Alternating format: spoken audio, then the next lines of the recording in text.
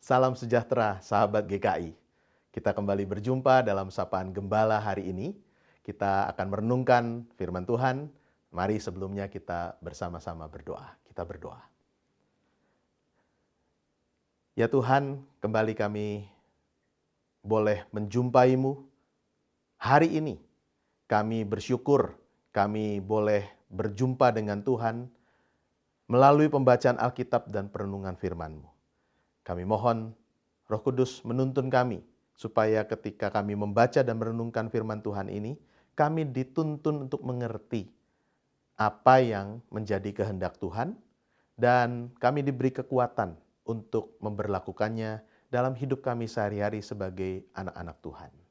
Tolong hamba-Mu di tengah segala keterbatasannya, pakai dia menjadi alat saja di tangan Tuhan, menyatakan yang benar seturut dengan firman Tuhan. Berfirmanlah ya Allah, karena kami siap untuk mendengar. Kami berdoa di dalam nama Tuhan kami, Yesus Kristus. Amin.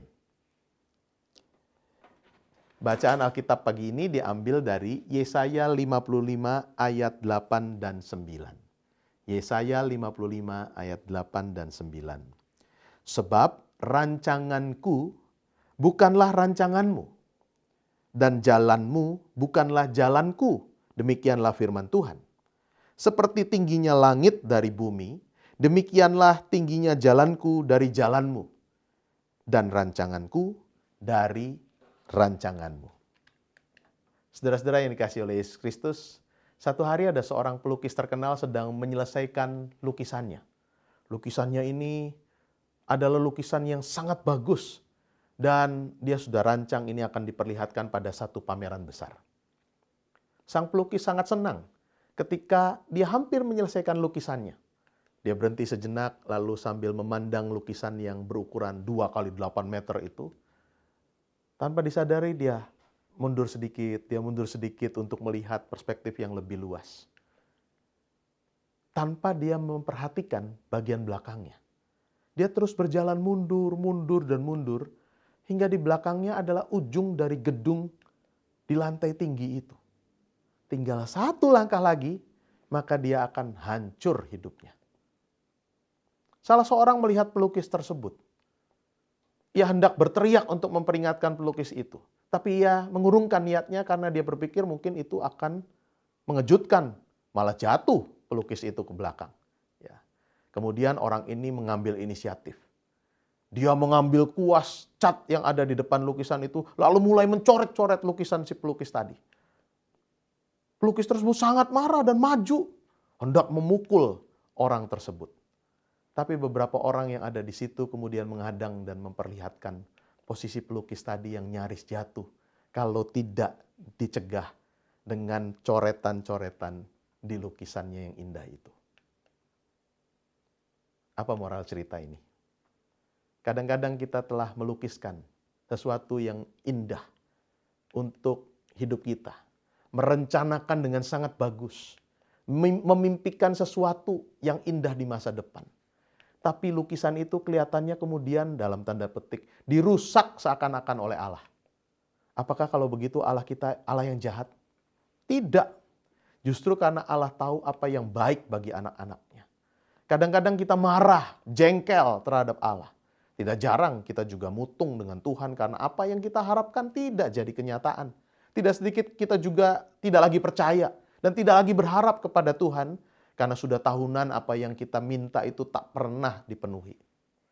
Tapi saudara-saudara perlu kita ketahui bahwa Allah kita itu selalu merencanakan dan menyediakan yang terbaik untuk kita anak-anaknya.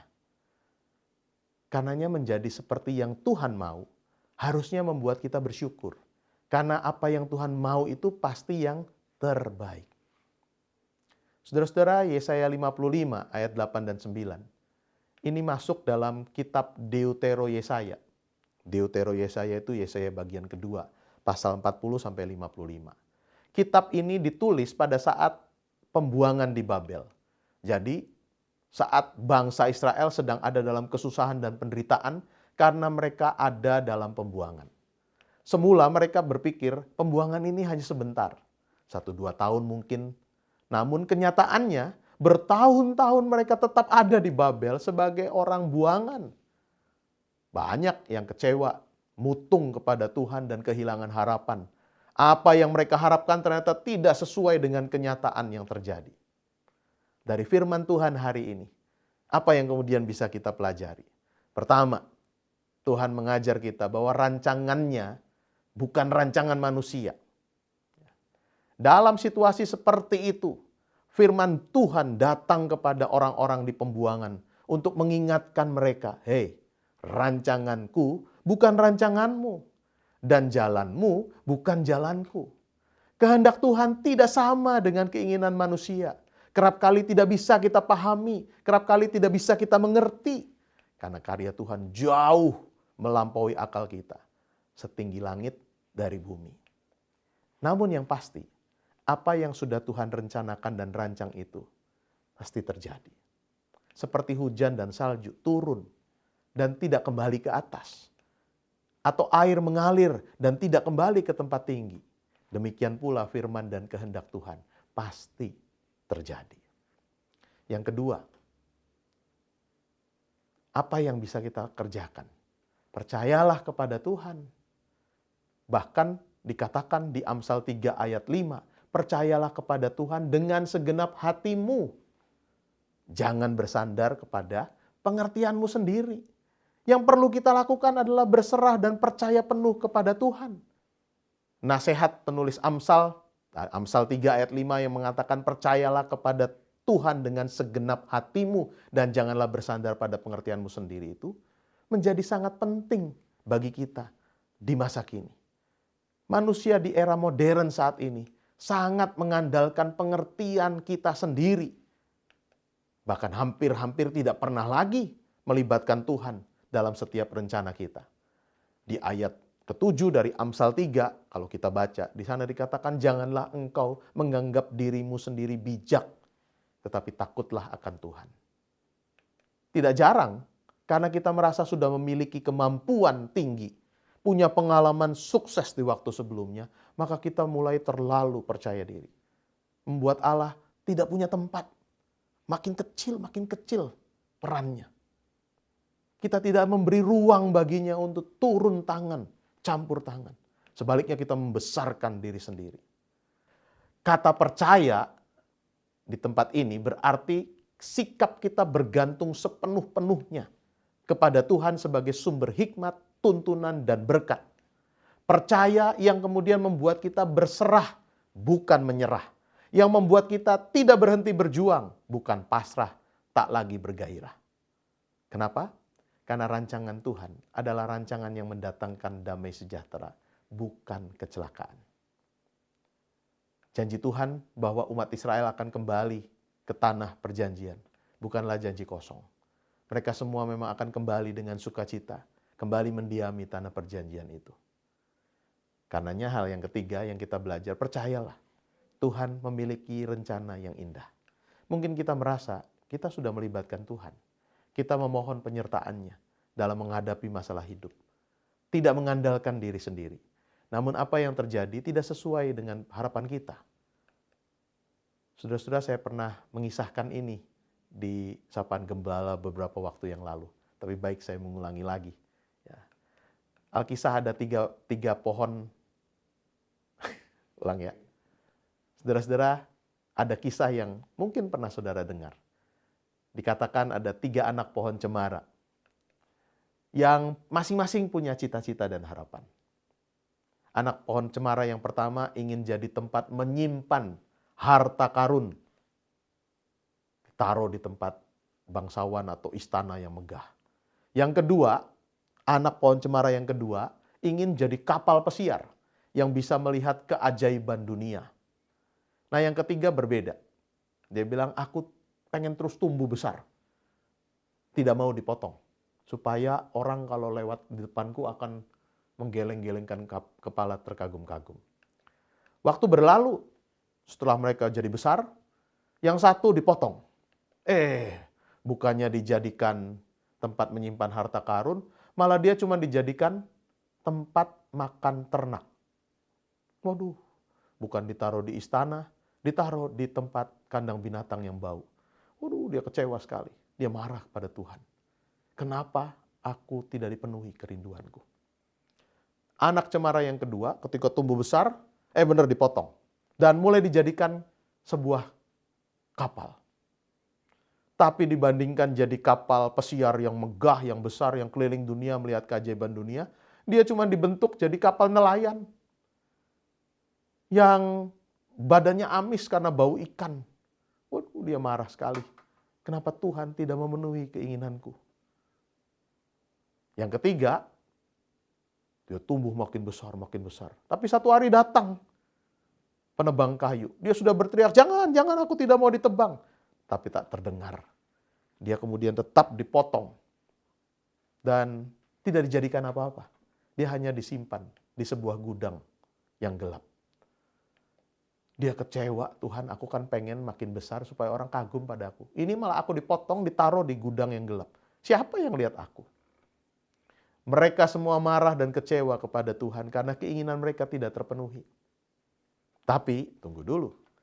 Satu hari, tempat makan ternak itu merasakan keanehan. Di kandang binatang itu terjadi aktivitas yang berbeda.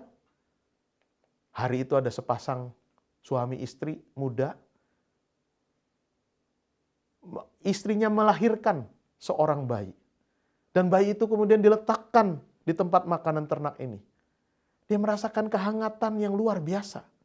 Bayi ini bersinar, ada cahaya yang melingkupinya. Siapa bayi ini? Sampai dia ditaruh di kandang binatang, di atas palungan sepertiku. 30 tahun kemudian, perahu nelayan tadi juga merasakan keajaiban. Ketika ada seorang guru mengajar dengan penuh kuasa, dan bisa menenteramkan badai yang melanda di tengah danau itu. Ketika para murid menyeberang, tiba-tiba badai menerpa. Dan guru ini kemudian berdiri dan mengatakan, diam. Lalu badai itu reda. Kapal tadi berpikir, siapa guru ini? Sehingga ada keajaiban aku lihat. Bahkan alam pun tunduk kepadanya. Pohon yang ketiga, beberapa tahun kemudian diambil dari gudang penyimpanan yang gelap. Lalu dipotong jadi dua. Dikenakan di panggul seorang yang hari itu wajahnya sudah penuh darah. Dikenakan padanya mahkota duri. Cambuk terus-menerus mendera tubuhnya. Ketika dia memanggul satu potongan anak cemara yang ketiga ini. Tapi wajahnya, wajah yang penuh kasih dan pengampunan.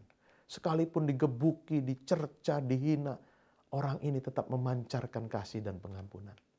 Lalu dia disalibkan di kayu cemara ketiga itu. Dan ditegakkan di atas bukit. Hari itu berubah seketika. Setiap orang yang kemudian lewat di depan salib itu. Memandang, mendongak dengan penuh kekaguman. Dan menggeleng-gelengkan kepala. Saudara-saudara, kalau diperhatikan, tidak ada satupun harapan dan rencana 3 anak pohon cemara itu yang terpenuhi sesuai keinginan mereka sendiri. Tetapi Allah memenuhi harapan mereka dengan rancangannya dan jalannya. Yang jauh melampaui dari yang bisa dibayangkan dan dipikirkan. Hikmat untuk mengenal Tuhan dan bersandar penuh pada rencananya. Itu adalah karya dari Roh Kudus. Dari cerita ini kita bisa belajar apa yang kita rencanakan tidak selamanya berjalan mulus karena Allah memiliki rencana yang lebih indah. Seringkali kita tidak sabar karena apa yang kita inginkan dan angankan tidak segera terwujud. Atau kalaupun terwujud tidak terwujud seperti keinginan hati kita. Dengan firman Tuhan lewat Nabi Yesaya, dari kita dituntut kesabaran, menanti waktu dan rencana rancangan Tuhan itu dipenuhi. Juga diminta pada kita ketertundukan diri pada kehendak Tuhan. Menjadi seperti yang Tuhan mau. Selain sabar, kita juga tunduk pada kehendak Tuhan.